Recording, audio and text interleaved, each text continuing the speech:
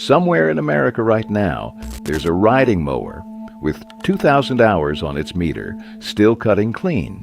And the guy who owns it hasn't paid for a single major repair. And somewhere on the same street, there's a 5-year-old machine sitting behind a garage with a seized spindle, a dead transaxle, and a repair quote its owner won't touch. Same brand isn't unusual. Same model sometimes. The difference isn't luck. It isn't hours. It isn't even the mower. It's a handful of habits, small enough that most people don't take them seriously, that quietly decide which of those two futures your machine is heading toward. That's it. Not a factory secret, not premium parts, habits. And once you see the list, you're going to realize how much time your mower has been screaming at you to change one or two of them.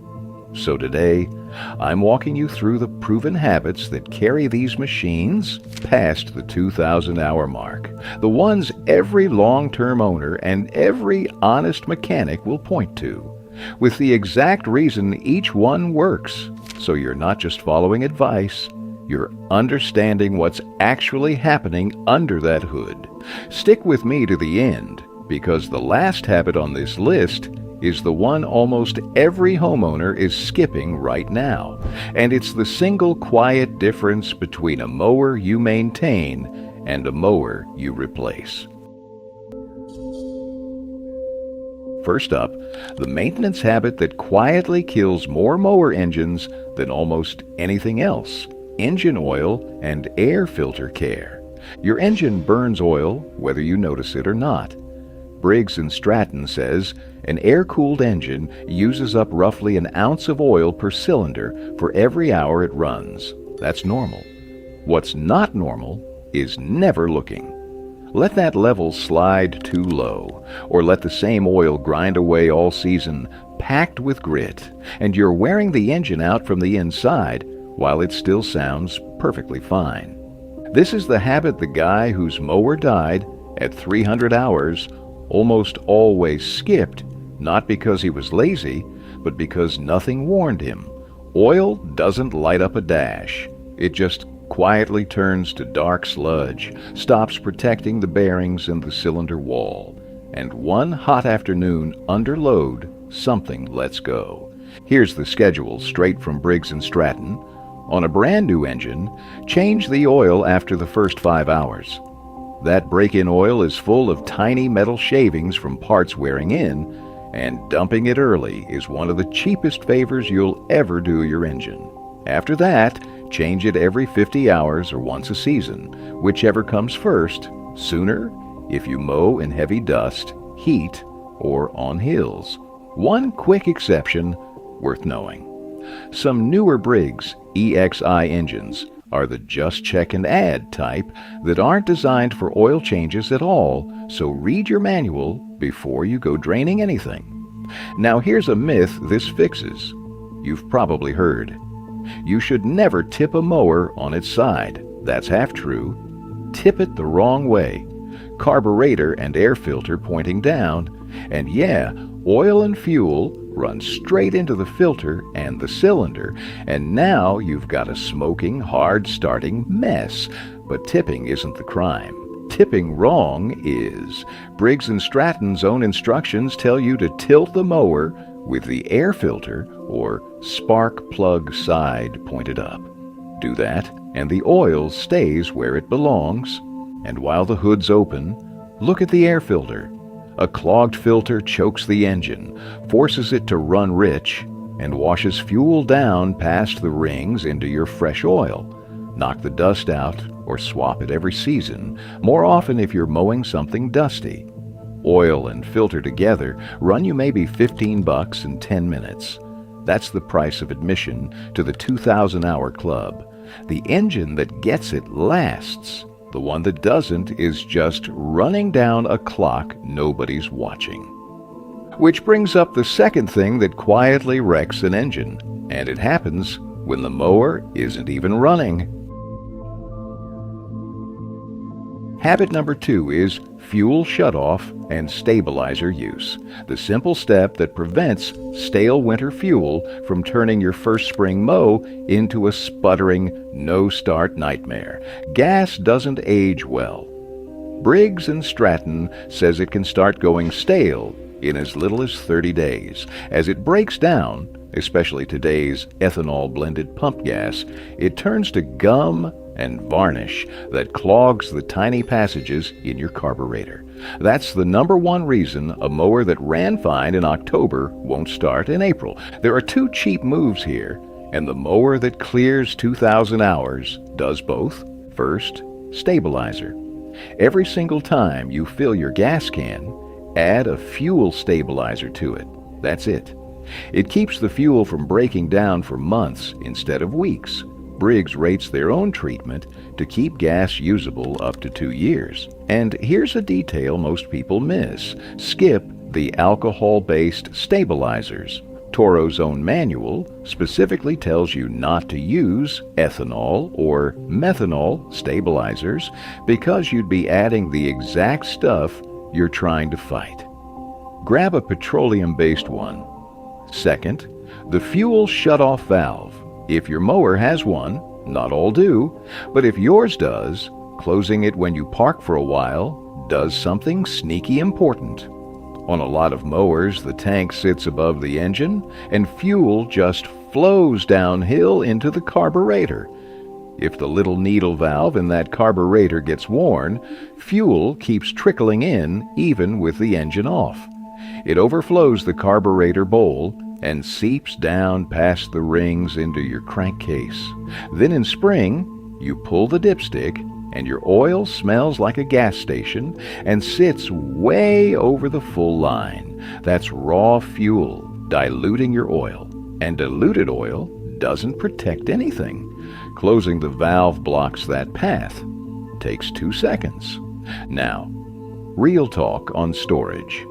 If the mower's going to sit longer than about a month, the fullest protection is Toro's routine. Stabilize the fresh fuel, run the engine 5 minutes to pull the treated gas all the way through the carburetor, then drain the tank. Between the stabilizer and that shut-off valve, you've closed off the single, messiest, most preventable failure a mower owner ever deals with. And it didn't cost you a repair bill or a Saturday. Speaking of things that fail silently while you're not looking, let's get under the deck, into the parts spinning inches below your feet. Habit number 3 is greasing the spindles, the overlooked maintenance step so widely misunderstood that most videos get it completely wrong. A lot of them say the same thing. Every mower has grease fittings on the spindles, so pump them full of grease. That advice isn't just oversimplified. For a lot of you, it's flat wrong, and following it can cause the very failure it's supposed to prevent. Let me explain. Because getting this right is exactly what separates a mower that lasts from one that doesn't. The spindles are the vertical shafts your blades bolt to.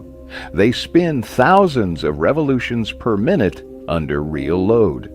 And here's the part nobody tells you. According to Cub Cadet's own service documentation, basically every deck spindle bearing built since 1990 is a sealed, maintenance-free bearing. Sealed. Which means on a whole lot of mowers there's no grease fitting at all, and if there's no fitting, there's nothing for you to do. Those bearings are lubed for life. When one finally gets noisy, you don't grease it, you replace it. Now, some spindles do have a grease fitting, called a zerk, but here's the twist even careful owners get wrong. The bearing inside is still sealed. The grease you pump in can't actually get into the bearing. What it does, and this is straight from the manufacturers, is fill the housing cavity around the bearing and act as a water barrier, keeping moisture out. That's the real job. So, if your mower has zerks, give them a couple of pumps a season. A little more if you mow in wet grass or dew, just a couple. Overdo it and you'll blow the seals right out and let water in, the exact problem you were trying to stop. One hard warning. On some machines, greasing the spindles is the wrong move entirely, and doing it can cause more harm than good. John Deere's service instructions for certain decks say do not grease the spindles. The Zerks were only for factory assembly, and forcing grease in can damage the seals and shorten the bearing's life. So the honest rule isn't grease your spindles, it's this. Find out what you actually have. No fitting, leave it alone. Has a fitting? 2 pumps as a water barrier. Manual says, don't. Why does any of this decide 300 hours versus 2,000? Because when a sealed spindle fails, it's almost never from lack of grease. It's from water getting past a worn seal and rusting the bearing from the inside. Keep water out, and these things run for years. Let it in, and a seized spindle can grab a belt and take the whole deck down with it. Which is exactly why the next habit, the one a lot of those same videos get backwards, has to be done very carefully. Because, done wrong, it's how the water gets in. Habit number 4 is deck cleaning. But do it the right way, because a bad wash can cause more damage than leaving the deck dirty. Every time you mow, wet grass packs against the bare metal underside of your deck and just sits there, days at a time, between cuts. That trapped damp clipping layer is how a solid steel deck rots from the inside out, years before it should.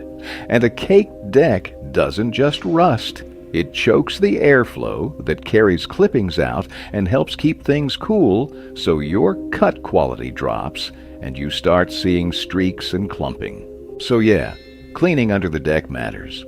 But how you do it matters even more. And here I have to be straight with you, because there's a real split even among the pros.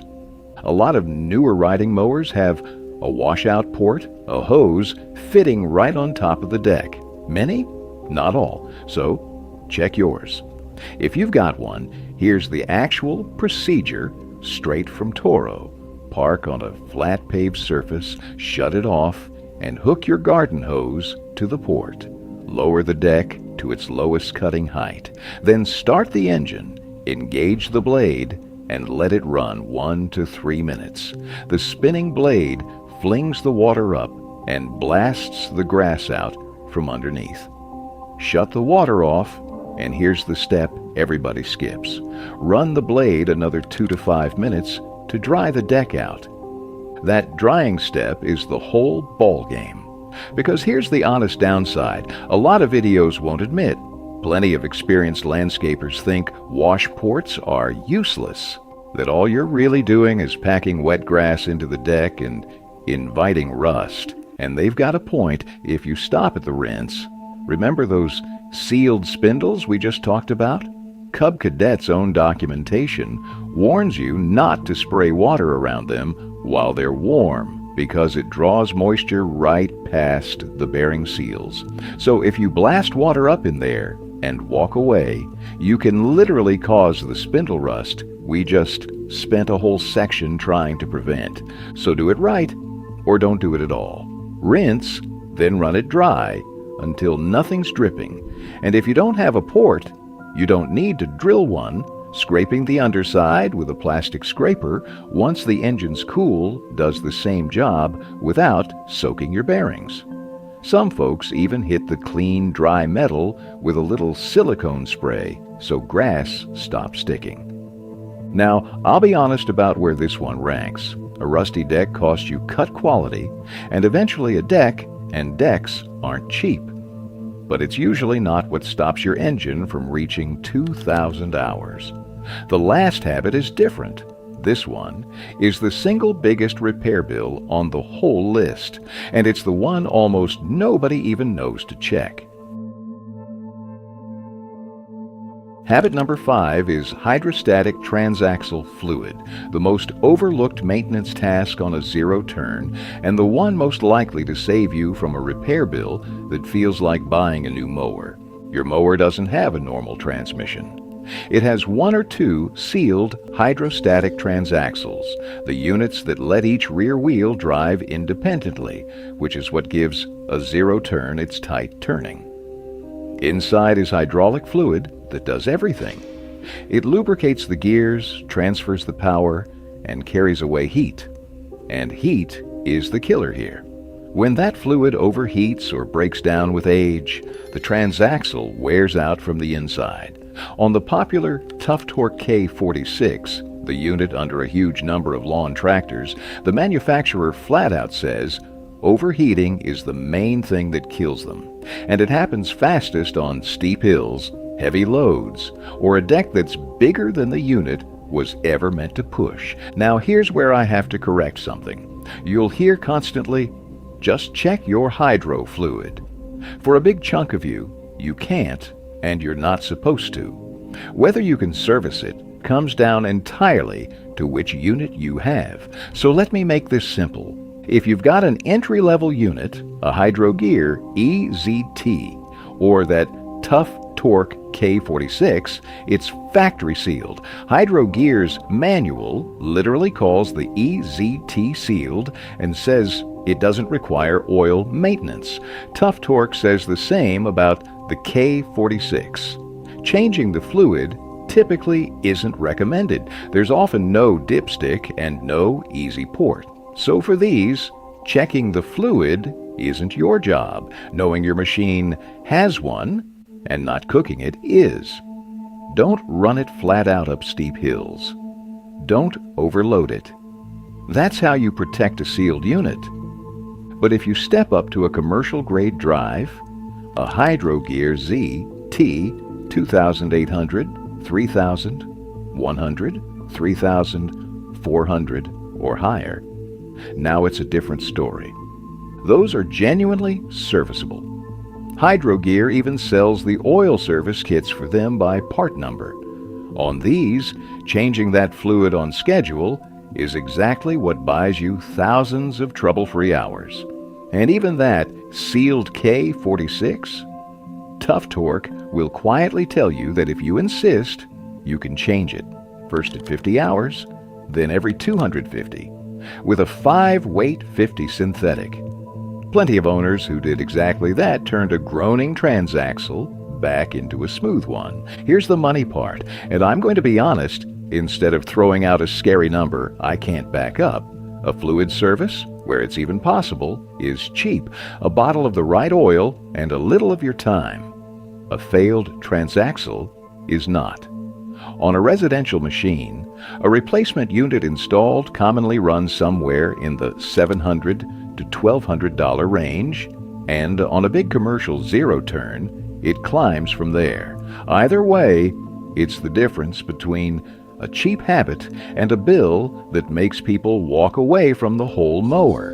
And it fails silently. No warning light, no dipstick screaming at you, while everything feels fine right up until it doesn't. That's the fork. One last time. Know your transaxle, respect what it can take, and service it only if it's built to be serviced. So step back and look at what these 5 habits actually are. They're not a weekend project. They're not expensive tools sitting in a box you don't own. Add them all up, and you're looking at maybe 15 minutes a month during mowing season, and a one-time spend of, what, $40 for a grease gun and a tube of grease, a jug of oil, a bottle of stabilizer. Change your oil and knock out the air filter. Stabilize your fuel and shut the valve. Check your spindles for a zerk before you grease anything. Rinse the deck and run it dry. And know whether your transaxle is sealed or serviceable, and treat it accordingly. That's it. That's the whole difference between the mower that's parked behind the shed at 300 hours and the one that's still cutting clean past 2,000. Same brand, same price, same weather, different owner. None of this makes you a mechanic. It just takes knowing these 5 things exist and actually doing them. And now you know. So the next time you're standing over your mower, You're not looking at a machine that's going to quietly fall apart on some random Saturday. You're looking at one that's going to outlast the guys next door who never learned any of this. If this helped, do me one favor this week. Go find the emission label on your own engine and see what number you're actually working with. That one look tells you a lot about the hand you were dealt. Drop it in the comments. I'm curious what you're all running. And if you want the deeper dives, which mower brands actually hold up, and the repairs you can do yourself in your own garage, those are right here on the channel. Subscribe so the next one finds you. Now go put 5 minutes on the clock. Your mower will pay you back for years.